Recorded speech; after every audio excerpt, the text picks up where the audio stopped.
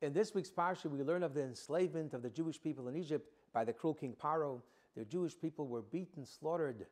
Jewish children were robbed from their mothers, thrown into the Nile River. The Jewish people can bear no longer, and they cry out to God. God appears to Moshe and charges him with the mission to go free the Jewish people. Moshe says to God, "When I come to the Jewish people and I say to them that the God of your fathers sent me to free you, they will ask me, 'What is his name?' What should I say to them?" God says, "Tell them, I will be as I will be." Now, what is the meaning of Moshe's question? Why would the Jewish people ask for God's name? What's the difference? God is God. And besides, they probably knew God's name. It was passed down by their forefathers. And what is the meaning of God's response? "I will be as I will be." That's not a name.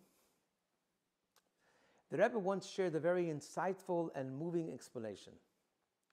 The names of God represent God's characters and attributes. And this is what Moshe said. The Jewish people are going to ask me, what is the name and character of this God? What kind of God allows his children to go through so much pain, abuse, and suffering for so many years and does nothing? What's the character of such a God? Should we embrace such a God?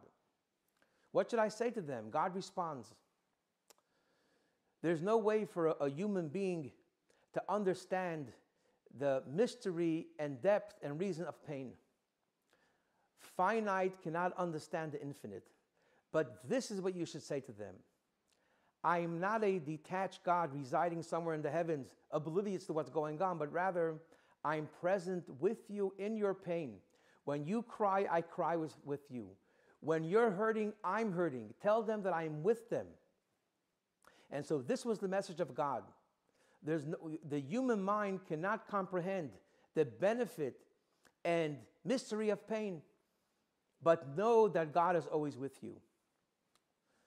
The prophets tell us that when Mashiach will come at the final redemption, the verse says, we will then say, thank you, God, for all the pain and suffering that we suffered in exile, because we will then understand the great good and blessings disguised in all the pain that we have gone through. May it be speedily in our days.